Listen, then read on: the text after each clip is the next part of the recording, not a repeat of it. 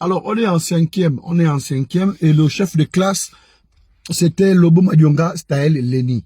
Bon, alors, il avait été convoqué en assemblée générale parce que Lobo Madionga avait le tchang de coup-tête. Voilà. C'est des histoires de fétiches, tout ça, qu'on te met dans le corps. Et lors d'une bagarre, il rentre en transe.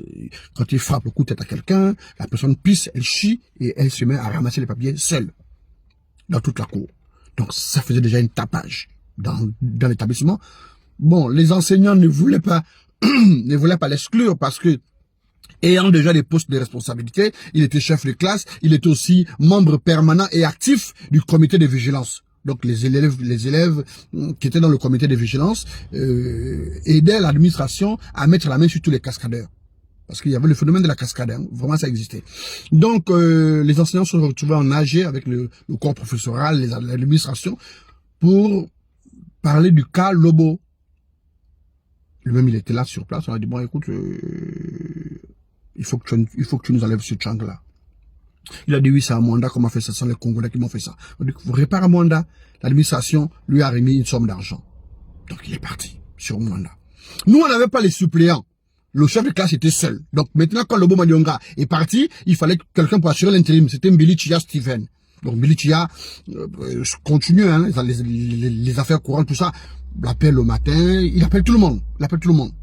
Voilà, Fagbemi Nanzifdine, Mbili Chia Steven, qui était le chef de classe, donc il fait l'appel, Fagbemi Nanzifdine présent, Goussilou Alpha, Moutele Patrick, Mouele Moutigui Armand, Dingondi Makungu Roland Rock, présent.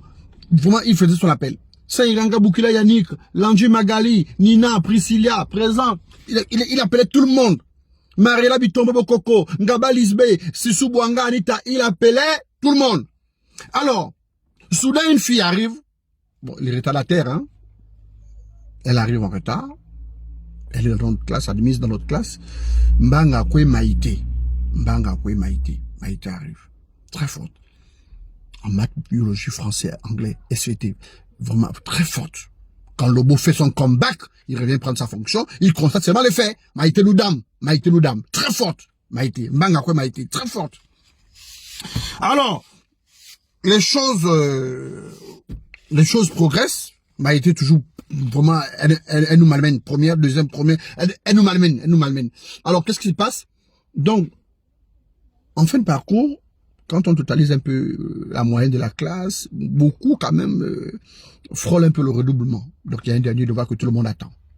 Il faut forcément avoir la moyenne pour que les gens puissent quand même passer en classe supérieure. Tu comprends, non? Voilà. Donc, on fait un dernier devoir. C'était un devoir commun des Français.